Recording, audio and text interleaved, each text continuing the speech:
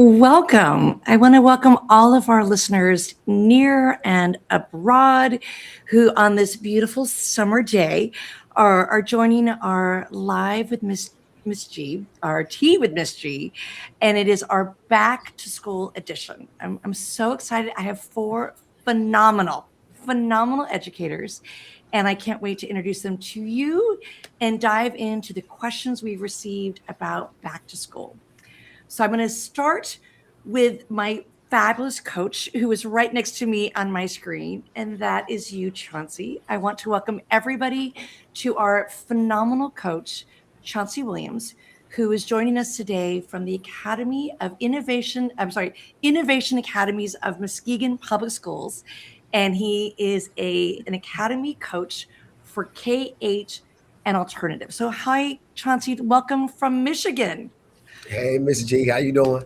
I love that you're here. I love that there's so much light around you, physically and metaphorically.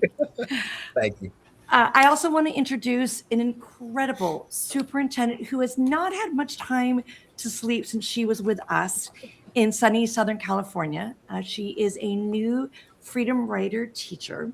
She returned to her district as a superintendent and is days away from welcoming all of the administrators back to school. And that is Deb Cuban, who is the superintendent of Ukiah United School District right here in Northern California. So welcome, Deb.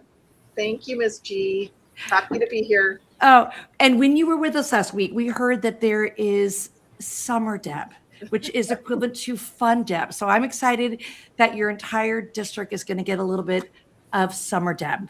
Yes. I love that. Next, we saw you in the spring. I'm so thrilled that you're joining us, David, from upstate New York. David Hoffman is the school psychologist from pre-K all the way through 12th grade in the amazing school district of Westmoreland Central School District in upstate New York. Hi, David. Hi, Miss G. We love spending time with you, and we can't wait to make our annual trip back to New York to see you. Yep.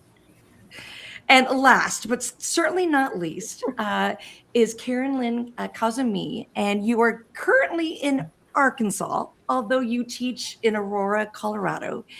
And I love your role this year. You are a teacher for all of the newcomers who are coming to Aurora High School. And these are kids who are coming from around the world, and they're spending their first year or two with you, learning the language, learning the customs, and learning the academics. So welcome, Karen. Thank you. And I know that your roster is full. I know that your school district has 160 languages that you serve. Yeah. So I cannot wait to unwrap that. It's amazing. Absolutely amazing. Well, why don't we start there? Karen, you shared earlier that you, in your classes, you have up to 12 different languages and multiple countries. The Sudan, Afghanistan, Haiti, Syria, Honduras. So share what it's like to welcome these amazing students into our public schools, into your class, and to be that smiling face that lets them know that education is going to make everything better. Well, I think I have the best job there is. They actually make me a better person and a better teacher and a better human, because when they walk in, I just see their resilience and their perseverance, and I just put myself in their shoes. How intimidating when you walk into a school and you don't know the language, you may not even know how to write your name, you may not know how to read. And so when they come in, I just think that right away I gravitate to where they're from by, like, I have them maybe have a map up, around the world, and we plot where they're from, or I have them paint on the walls a flag and write their name in whatever language it is. And before you know it, the kids just start to see that really at the end of the day, they're so similar, but so different. And even with the language barrier, it's just fascinating to see how much they really end up supporting each other. I love they understand the shoes that they're each other in. I would have loved to watch the World Cup with you. Because I can imagine how many different teams you had to root for while Yeah, the World Cup was going. I probably watched 85% of the games. And so I I was love it. thinking to start my year off by showing the World Cup song and maybe how they did the halftime performance, because I think that would also bond a lot of my students, because females, males, they all love World Cup. I love that. Speaking of sports, Chauncey, I love that you're a coach in the classroom, outside of the classroom, and I love that you work with not only students, but you're coaching educators, you're coaching parents. So share a little bit with us. I know that identity is so important as there's a transformation taking place in your school district and in your very school. So you are coaching all these different levels to be their best. So talk about what it means to be a coach. To be a coach at Muskegon is at the IM Academies is to build career experiences around our kids where they can look at our profile, our graduate, and they can imagine what the future looks like for them, but in the right now, right?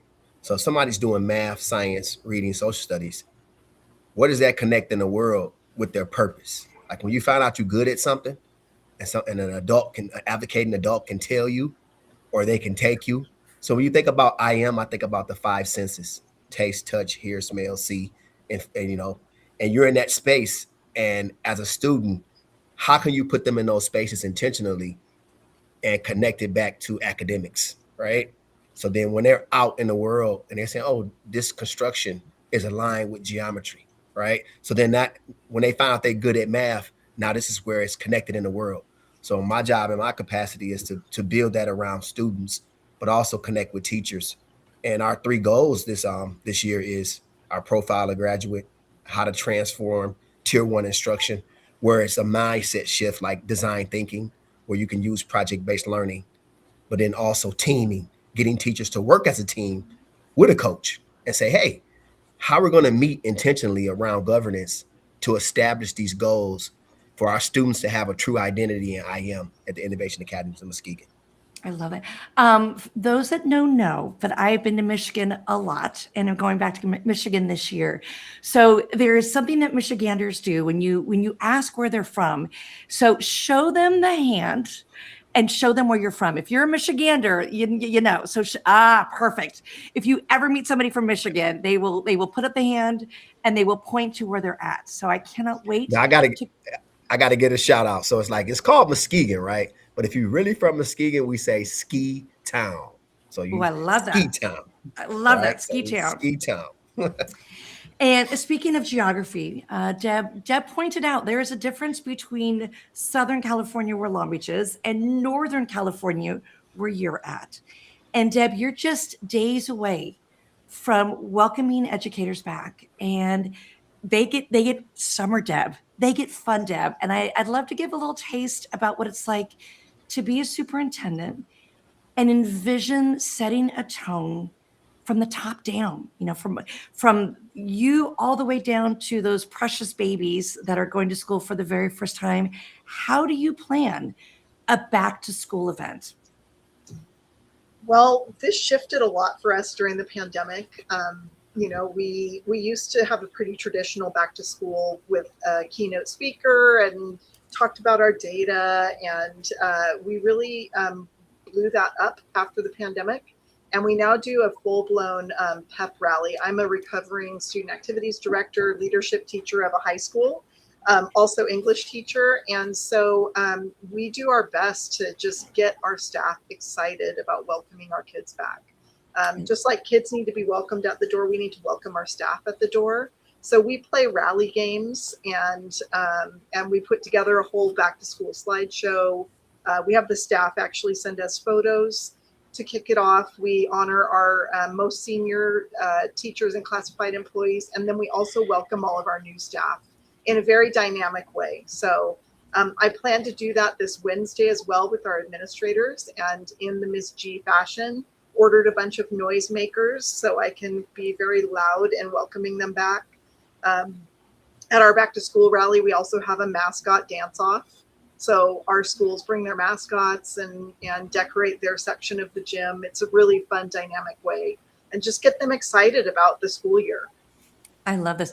For all of the Freedom Rider teachers who are watching and Freedom Riders, we do an activity at our training. It's a get to know you bingo. And Superintendent Deb revealed that she could have been a backup dancer for MC Hammer. And so you can imagine every time we had an opportunity to put on a little music, Superintendent Deb did a little MC Hammer and was too legit to quit. So that really added a lot of fun and flavor to our institute. David, as a counselor, you get to deal with every single kid, every single educator. And oftentimes, I am sure going back to school for some kids is a little daunting. For some, it's their safe place, it's their home. There are others who have separation anxiety and abandonment when they go to school thinking they're not going to come home. So as a counselor, how do you prepare for that back to school love and welcoming? Sure. You're exactly right. Everyone comes back feeling differently about school. Some are excited, some are anxious. I think it starts well before the first day of school. So this starts with building relationships over the last several years. And so when they walk into the school, they see people that they already have a relationship with and people that they already trust. And then we try to create that positive environment right from the start. So I think that helps as they're walking into that school for the first day. I love that. I want to share some questions that were sent to me. And as we do, I'm encouraging anyone that is watching live in whatever platform you're watching to feel free to submit questions, and hopefully we will answer some of your questions within this live. I want to start with you, Karen, because with teachers, we can either embrace technology or sometimes technology can drive a wedge or even be a disconnect between the lessons that we want and students' attention. So one of our fabulous Freedom Rider family members, Dr. Clay, had a question specifically for you. And after Dr. Clay asks you this question, I would love for you to answer it. Okay. Hi, I'm Dr. Clay Amantorp, a professor at Irvine Valley College and Saddleback College, and now UC Irvine here in Southern California.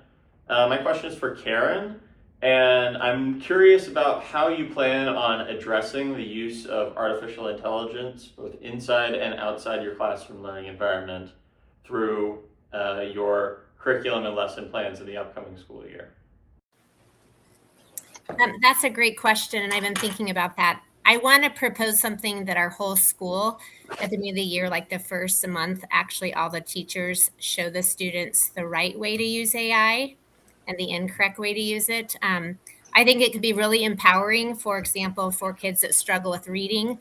Let's say they don't have good comprehension. They could ask a question, a complex question, and get it. They could read it in a way that would break it down that they could understand.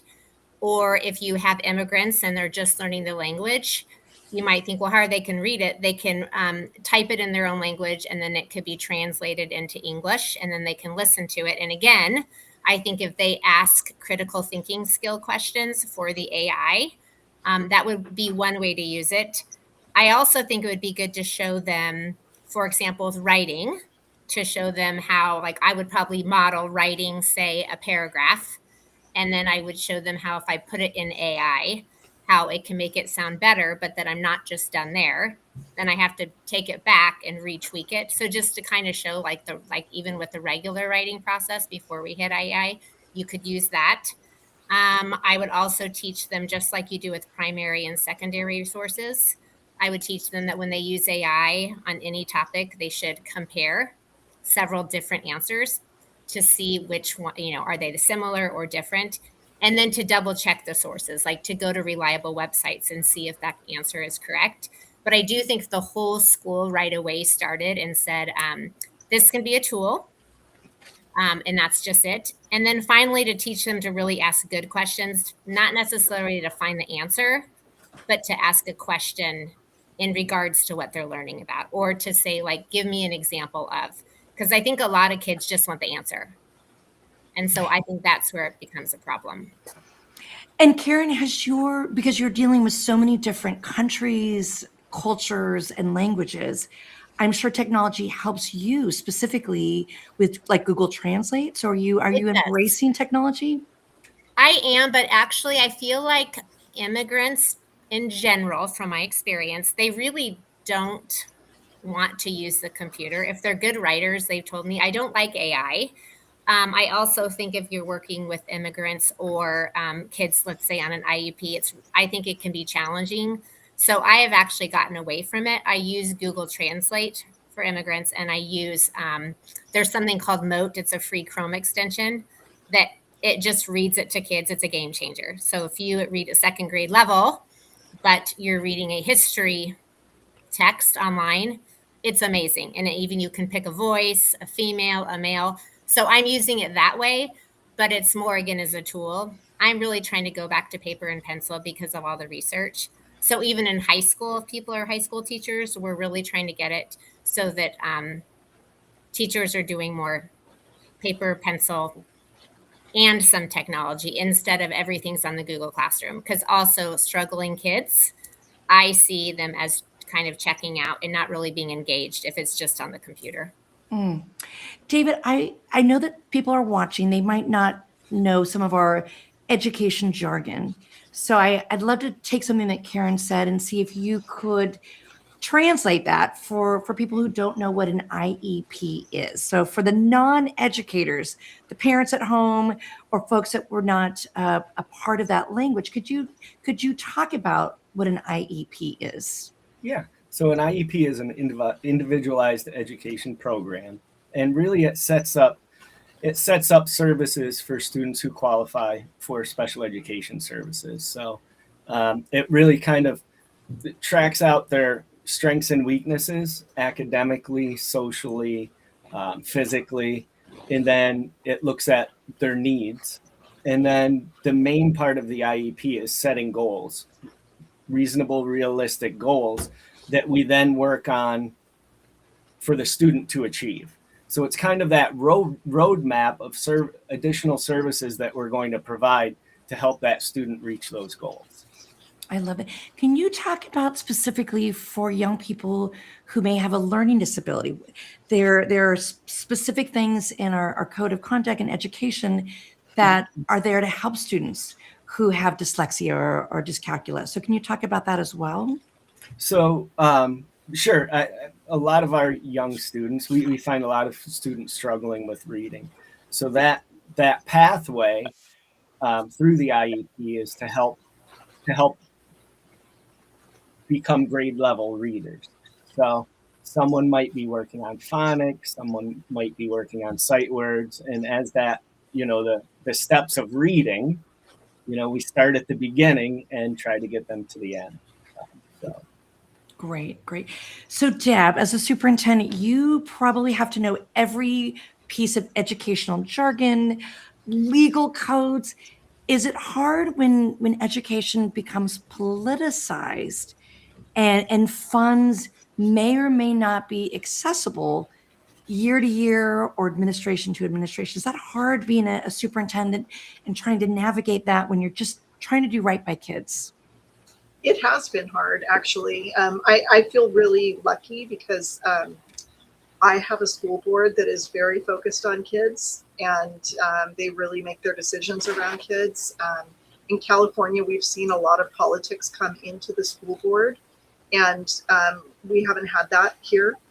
We have really just been laser focused on students, but we did recently lose a federal grant that we had for counseling. So we just had to eliminate 6 of our counselors, and our grant got prematurely eliminated due to different approach of the current administration. So it's been very hard to navigate. That's been one of my most challenging things to navigate, is what to do about that particular grant. So it's been a little heartbreaking, frankly, but we keep our focus on kids, and luckily, we don't have a lot of the political, we try to keep the political issues out of our school system, actually. I love it. And for people that don't know the hierarchy of education as a superintendent, Who are your bosses for those that don't know? Well, I have 7 bosses. Our school board we have 7 members of our school board. Traditionally, districts have 5, we have 7. They're elected, and they're elected by our community. And their main job is to set policy for the district and to hire and fire the superintendent. So I am hired by our school board, evaluated by our school board, they're elected. I've been in this is my 14th year as superintendent in Ukiah Unified School District, and I'm grateful every day for the job that I get to do and being around such inspiring people. I love that. I love that those of us that have gathered, we are not political people per se, but it's hard when your communities or our professions have been politicized. I know both Karen and Chauncey, you live in communities that became politicized.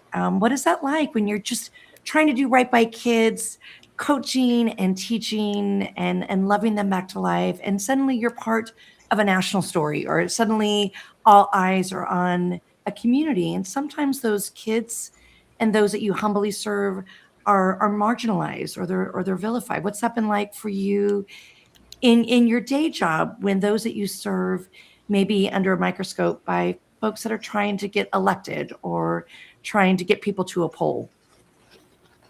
Why don't we start with you, Chauncey? What's that like for you when you're just trying to do what's right for your kids?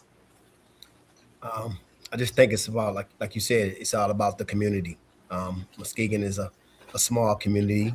It's about 3,500 students in our school district, and just the fact finding and being truthful with your citizens, right?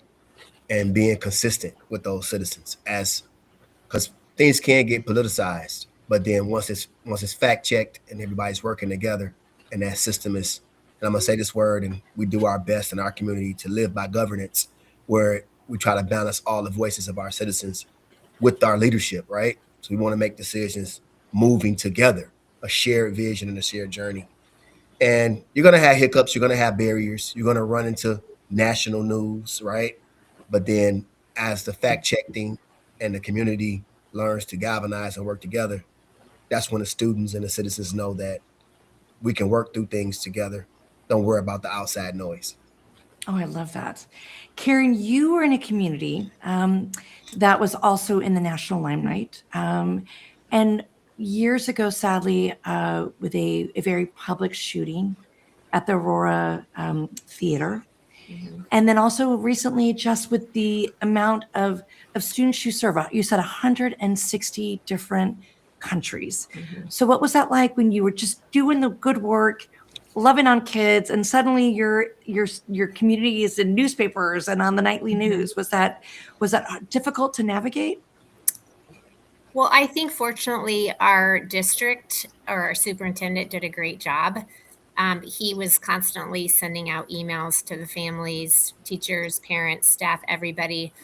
First of all, in many languages, telling them that we're not going anywhere. Our teachers rallied. We walked around and would walk kids home a couple years ago when ICE was coming near our school, so the kids knew that. But it definitely was stressful because there was a couple weeks that there were just the hallways were empty. Mm. But there was a really great nonprofit called Conviver, and there is this young lady that she's done trainings, and that really helps teachers because she would come after school and give us just explain everything about really how many people are truly undocumented, how the media is not always correct. And so it was a really great presentation for us to use as teachers, because then we could also share with the students and with the parents. And then she gave us suggestions, so that was great. But yeah, it definitely is difficult, especially when kids just don't want to come to school, or they just all of a sudden are gone. That's the heartbreak. Like literally they'll be gone one day and then you never see them again. Wow. David, you had a question submitted, ironically, from your principal, which I love. And there's something really special that you are doing in Westmoreland. So I want to pull up this question from your principal, Trevor. And on the other side of this question, I would love to get a little feedback about how you're doing some really innovative and unique things at Westmoreland. So this is Principal Trevor asking you about some of the unique things you do. Hi, I'm Trevor Haskell. I am the principal at Westmoreland Upper Elementary in Central New York, and I have a question for David Hoffman. So, David, we understand that you have a therapy dog at school, and we want to know, how does that help students during challenging times? So I do have a therapy dog. Her name's Chiffon. She's a 4-year-old yellow lab, and she's about to start her 3rd year with us in the district. She's been absolutely wonderful. She really provides 2 different types of service. So the first one is indirect service. So just having her in the school district, kids know she's there. When she walks down the hallway, they'll quick pet her on the way. And then she really provides more of a direct service as well. So she's trained in many, many commands, from place where she will sit so the student can pet her, to go lap where she sits, she puts her front legs on the lap, and then she does a go snuggle with them. And it is about calming students and giving them a warm, safe place, but also engaging them more in counseling. I've also used her for struggling readers have read to her because she's non-judgmental, right? I love that. Sits and listens. We use her for behavior plans. So students will work very, very hard to gain some time alone with Chiffon. I've used her in the past, a student who was struggling with attendance.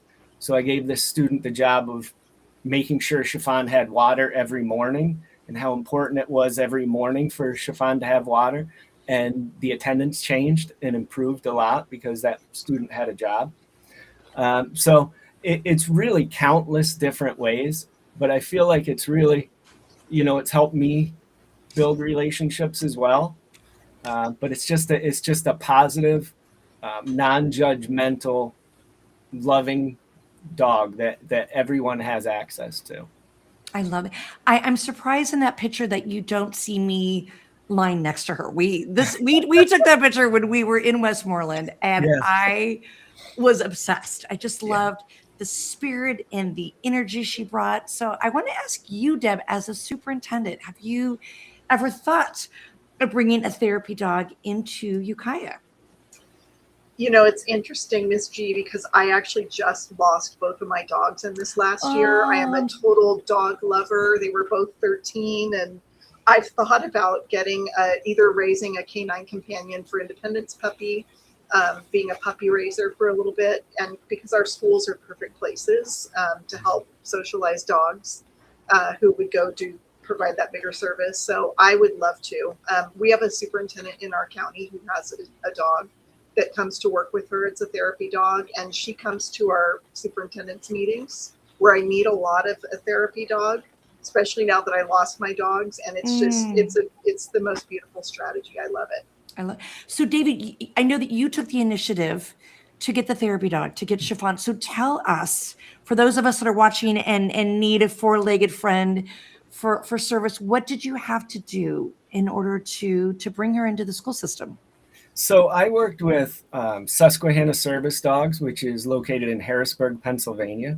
And it's really quite a long process. Our primary elementary principal is going through that process now.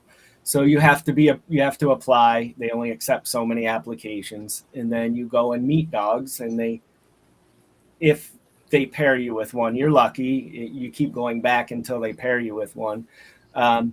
And then you have to, it's a lot of paperwork, obviously, but you have to prove they come and visit your home, they come and visit the site. So she's what's considered a facility dog. So she has public access only to our three school buildings. And then once you're paired with a dog, they ask you exactly, because they're trained in obedience and a lot of commands, but they ask you exactly what commands you want that will benefit you in the school. So then their last 6 months of training, they're really working on those commands. And then I had to do a 2-week training so I could learn all of the commands, and then pay a little fee, and she came home with me. So I love that. And would you say that it is a game changer? A game changer. Absolutely. Best thing I've done as an educator with that. I mean, it's not even close. Wow. And I know that some schools need hyperallergenic dogs. So have you had any problems with the dander or anyone that has allergies? So we have one student right now who has allergies, so it's just no close contact. So I'll usually, if I'm going into that classroom, I'll usually drop her off in another classroom and she just hangs out with the kids, and then I'll go into that classroom. But you do have to be mindful.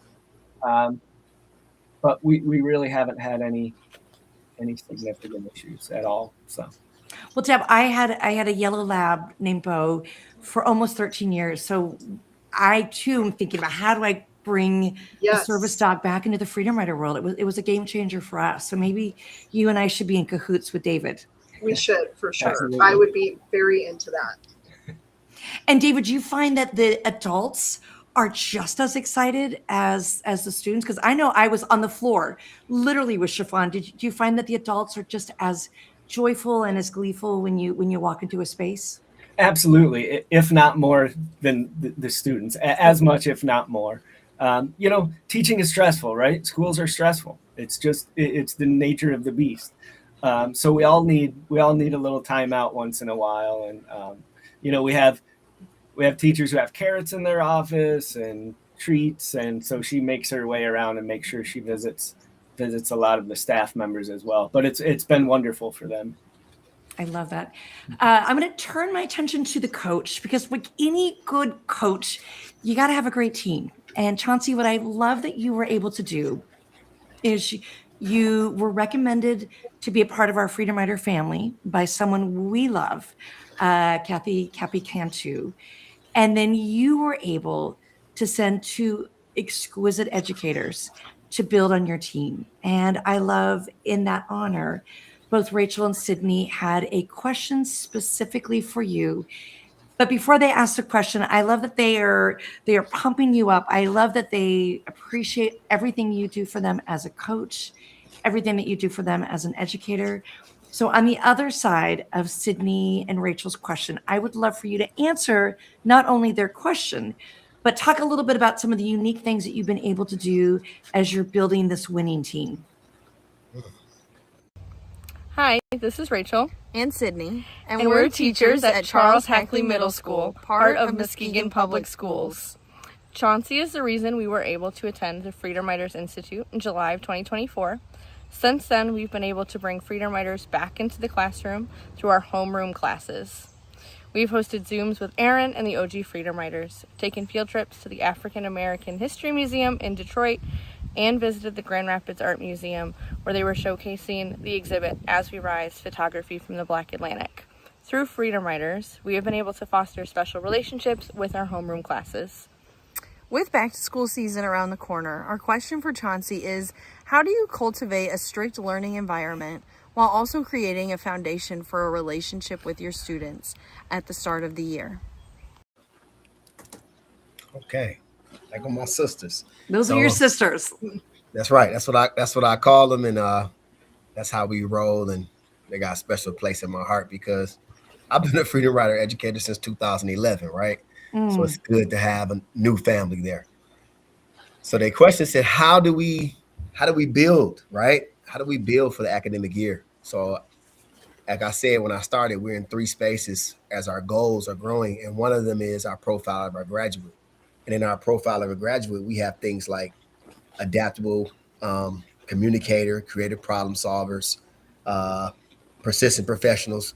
I got a poster of those. But then when it comes to Miss G's secret sauce, right? So how do you correlate the secret sauce along with our profile of graduate as you are building the year with your students in alignment with those standards?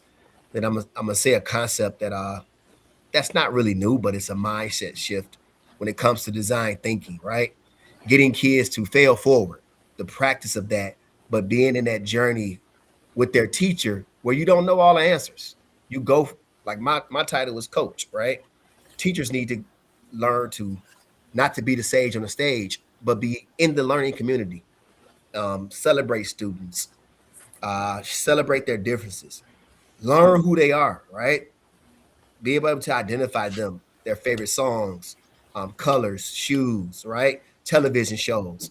kind of like what the secret sauce does when you do the Freedom Riders lessons. Mhm. But some things we have been able to do is, I know last year during PD Day, professional development, we hosted a professional development with Freedom Riders. We did a toast for change with some staff members. We had a ball, right? That was one of the things we were able to do. Last year, I know Miss Burr was able to do a service learning project where she planted some trees with some Rotarians because they want to get kids out in the community with United Way and the Rotary, right?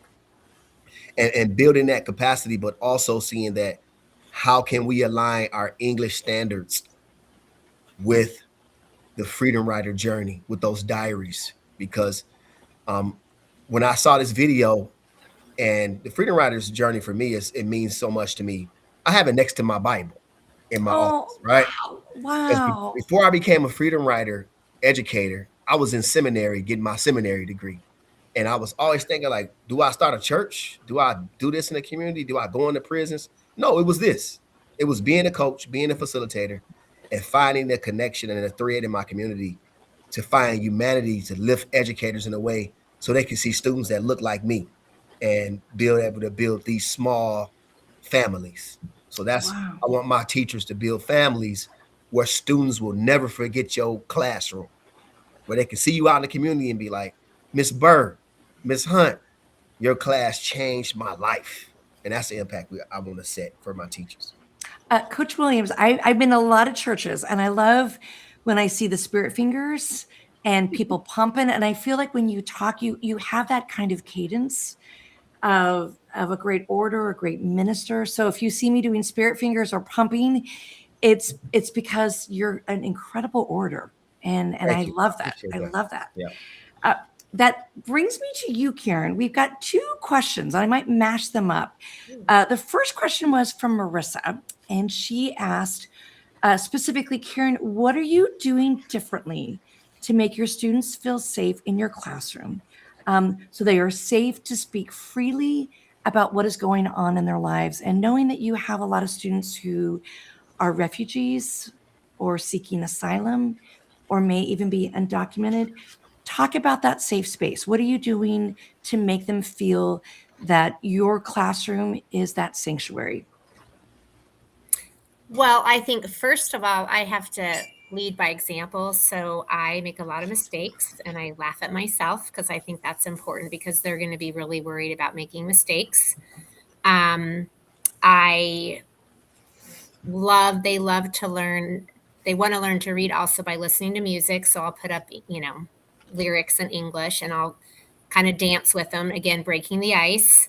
And not all of them don't understand English, but even if it's limited English, I basically say to them, my philosophy is I want you to feel safe, I want you to be happy, and I want you to love learning.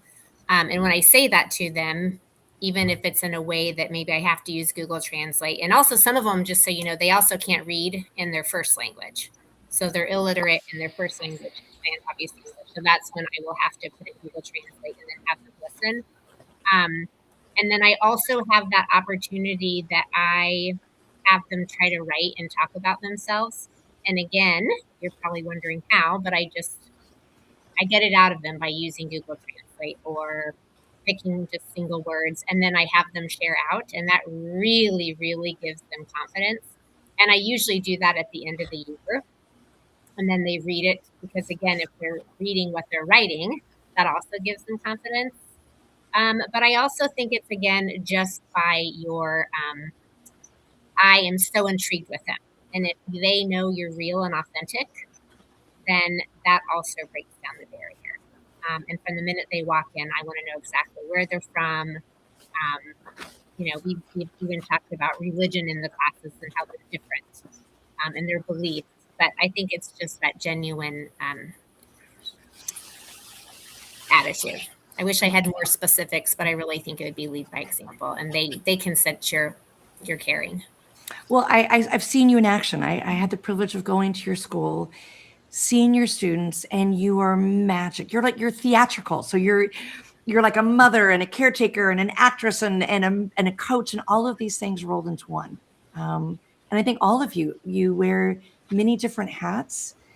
So I want to ask you, Superintendent Deb, as a superintendent for 14 years, there's this time pre-pandemic and post-pandemic. And the question that was submitted for you, ironically, was from another superintendent. It's a beloved superintendent who's been a superintendent for 18 years. He's got you beat by just 4.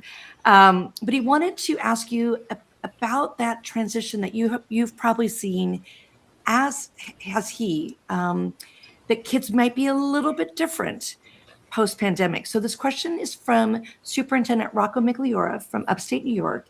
And on the other side of this question, I'd love for you to share with us how things are different now because of the pandemic. Hi, Deb.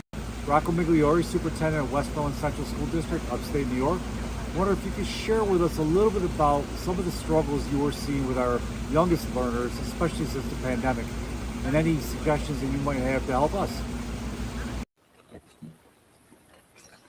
Yes, it has been quite a transition. I like to joke that we should get 7 years of service credit for that 1 year of working during the pandemic. Don't you guys think? Great. Yeah. So we've seen definitely some differences. I feel like we're starting to recover. One thing that we saw, like our redesignated fluent English proficient students, the kiddos who started as English learners with us and then they were redesignated as proficient, they usually outperform all of our subgroups in our district. And during the pandemic, we saw a very large slide of those kiddos. And they've now recovered. They're back to outperforming all of our other subgroups in our district, including our overall results. So because they were living in households that they were unable to help them at home, whereas some of our other students had more privilege at home and had parents at home who could help them with school. So that's one thing. Behavior has been very interesting coming out of the pandemic. We've seen some pretty significant, very difficult behaviors, and it's gotten better. I'll just say this: it has gotten better. But we've had to learn a lot about brain science and equip our staff with some additional strategies on how to deal with pretty egregious behavior coming out of the pandemic. Also in California, we used to serve kids grade ages 5 and up.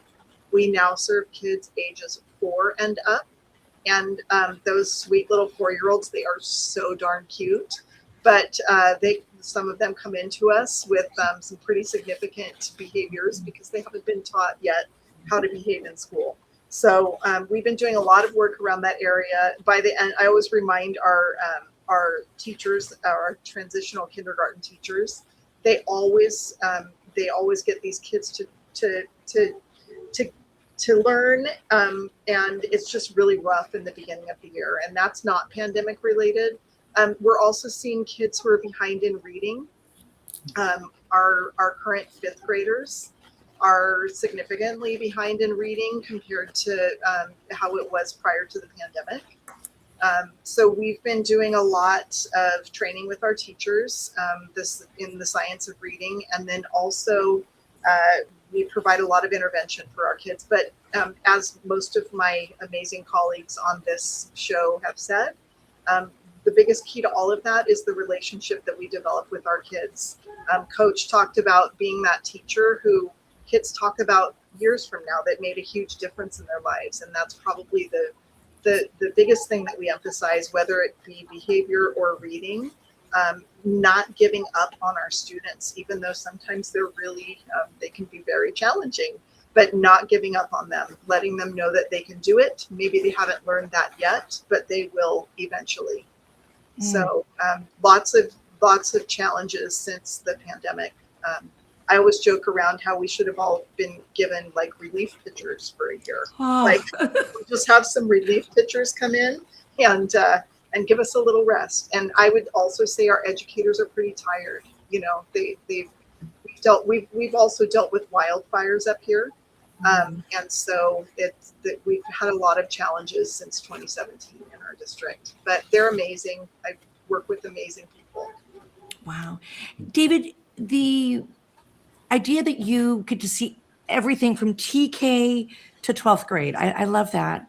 But have you noticed a difference with the algorithms that are in phones and technology where kids are more addicted to their phones and the dopamine hits they're getting? And as someone who is a school psychologist, what are some things that you can recommend for educators who find that relationship with a student and their phone to be a little maddening at times?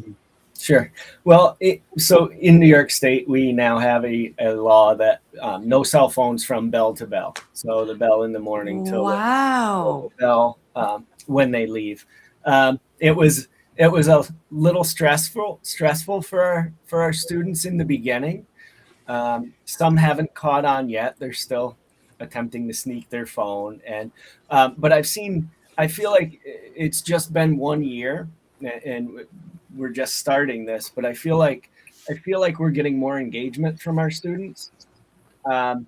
It's still every chance they get, on the way out the door, they have their phone out and they're glued to it. And I know, it's not just the phones, but our students play a lot of video games.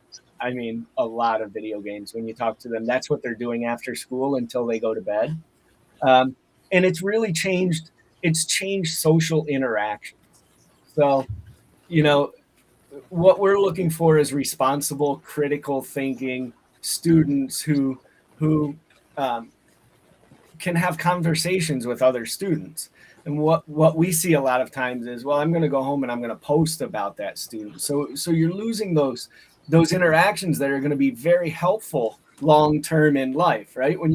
If you have a little bit of a conflict with or a disagreement with a colleague, you have to know how to have that discussion and to meet in the middle. That's really where my concerns lie. We're not having those. It just seems like many of our students are losing the ability to do that. And the concern is, what does that look like in real life, right? Because this is school. In real life, what does that look like when someone says something that you don't like, or you have a different viewpoint on something, and you can't have those constructive, or you're not able to have those constructive discussions? Or, socially, what does that look like with friends and relationships if you don't understand compromise and you don't understand to have those face-to-face conversations? So that's really where, for me, the biggest concern lies. I love that. I'm going to turn my attention to you, Chauncey. I want to give you a shout out from Sydney. We're going to put it on the screen. She put in our chat room that you are the best. And I agree with Sydney. But I want to ask you, as a coach, you're dealing with these kids who, as David said, want to be on their phone, want to be playing a video game, and may not be playing sports with a team, and they're playing it on their phone. So what have you done as somebody who believes in team sports and believes in relationships? What are some of the things that you've done as the literal coach to make kids put down their phone and have an engagement? Again, I appreciate what David has said, and I'm going back to the profile of the graduate for us. So it has 5 competencies. And in those competencies, they talk about transferable skills that employers look for. So for us at Muskegon, at the IM Academies, it's creative problem solver, responsible citizen, persistent professional, collaborator and relationship builder, and adaptive communicator. So how do you structure your teaching day where you're going through those cycles? What else intentional things are happening? Because those are the skills employers are looking for. So as you're functioning as this coach, you're like, hey, you got to put your phone up. We got to start practicing this, because you can't have it on the floor at this job shadow we put you on, or you were able to be in this space and they're not letting you use your phone there. So you got to start practicing these skills, being a proficient professional. So when you're in these spaces, how do you build that intentionally in your classroom, where you're doing activities where it requires students to work together, where you're getting to take those deep dives, you're asking those questions to build that capacity. And the word I'm using here is endurance. When you think about coaching, you think about the endurance. It's like, oh, I'll do it when I get the job. I'll do it when I get the internship. No, you have to practice it now. You have to build that aptitude and that endurance. So when you're in that situation, say, oh, that's what my teacher said. That's what Coach Chauncey said. That's what Miss Hunt said. That's what Miss Burr said. Because we're a district also that we in Michigan, there's no cell phones, right? So we got to go into that next year. And we have the little sleeves, we have the pockets. We've been tried all those things, but now we're saying, hey, employers are saying you got to get off that device, right? And so we're pushing students to be persistent professionals, to learn in capacity with each other, to build those authentic relationships around their learning. Remember when I talked about spirit fingers? Remember when I told you? Yeah. You're just so profound. This question is for you, Karen. It came in our chat room. It's from Dan Sackheim. And he asked Karen, with students from so many cultures, how do you demonstrate being members of a shared community? Erin used the line game. Dan Sackheim uses drum circles. What do you do, Karen, to bring your kids together to be one community? Well, I just force them to talk, and you're probably like, but wait a minute, they don't know how to communicate. It just kind of happens naturally. They quickly learn, hello, I need to use the bat, whatever. And they just help each other. And then really a big piece is showing music videos with the English lyrics. I made the students, they had to memorize a song, and then they had to perform it, and they had all semester. And that really was another way to build community, because when they did it in November, I have video of them doing it, and, to see 3 Muslim girls singing a song was amazing. And then another girl from Africa sitting on a stool who's really shy singing a song. And so that really built a community. Also, just using lots of pictures was another way to build community. And like I mentioned earlier, I have a map up, and I make it clear where they're from, and I always print off the different fonts of the different languages. And that also gets them, even if they're pointing at it.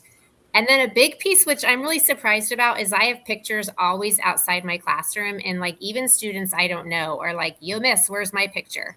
So I print it right away. And so then kids just start to come in my room because they just see there's a collage of pictures.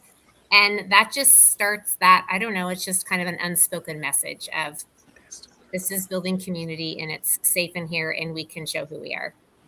I love that. I want to ask you a question, Deb, that has become a reality for students that was unlike the reality for those of us in this space.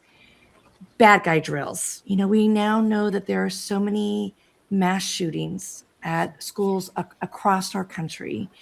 And what is that like to be a superintendent, knowing that you have to schedule these drills and working with law enforcement? What is that like, knowing that it's a necessary evil that we have to be aware? And what do you actually do to plan that throughout the year? That is probably my biggest fear as a superintendent, is having to deal with something like that. We actually just redid all of our emergency preparedness work. We're adopting a program. It's called I Love You Guys. And so we're actually just rolling it out to our administrators this week. We try to train kids and staff without scaring them. It's really a very, very fine balance. We also have a great relationship with law enforcement. We're in a smaller community. Our schools are in both the sheriff's jurisdiction and Ukiah Police Department. We have a great relationship. We have a school resource officer who services our schools, and probably the biggest thing that he does is develops very strong relationships with our kids. We try to talk to our kids about reporting anything that might make them feel uncomfortable, so they can come forward and report things to us. Our police department just did active shooter training on our campus when it was empty. We would like them to know our campuses very well. And then the California Highway Patrol just used another campus so that they're in, as again, no one was there, our staff was not there. But it's kind of daunting, truthfully, Ms. G. I mean, it's really my biggest fear, but we really try to empower our kids and our staff to let us know when things are going on, and they do. They do really well with that. So I hope to never have to deal with that, but we definitely want to be prepared. I sat on a task force in California for safety related work, and I sat next to a superintendent whose secretary in the school called a lockdown because there was a person in the community who was having a mental crisis and had a gun. And so what I learned from him is about layers of protection in our schools. We put fences, our schools in California were built to be very open. We actually put fences around our schools. And it was somewhat controversial, but definitely needed. Those fences in that particular community bought those kids 10 extra seconds to get locked into a classroom. So again, very challenging topic, really important to be prepared around, but not to scare people. We want our kids to come to school and not feel afraid. David, as you know, when we were in Westmoreland, after we visited your school, we went to a school that averted a mass shooting. And oftentimes, superintendents or counselors are the first line of defense. So, as a counselor, I know that you really spend a lot of time looking at mental health. And what are some suggestions you can give to educators for maybe some signs or some signals if a kid is really struggling?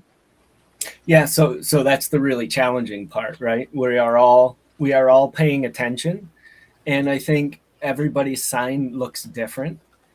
So we try to recognize. We're a very small district, as you know, Erin. I think we're 800 total students pre-K to K to 12. So we have the opportunity to really get to know our students, and I think what we look for more than anything else is just a different behavior from them, right? Individually. So I think for us, it's more about how is this behavior changed for this one student, and not necessarily these are the signs to look at, right? And I think that has served us pretty well. And once we see something, we're very quick to react and quick to act. We also have a team where we get together and talk about it and figure out what our next step is. Our students, again, because of those relationships, we're able to see just kind of something that looks different than it did the day before or than it has for the last year. And then we start asking questions and try to figure out what's going on. But it's a challenging task, right? Everybody is attempting to do the same thing. It comes down to knowing the students and understanding, what their typical behavior looks like, I think. I love that.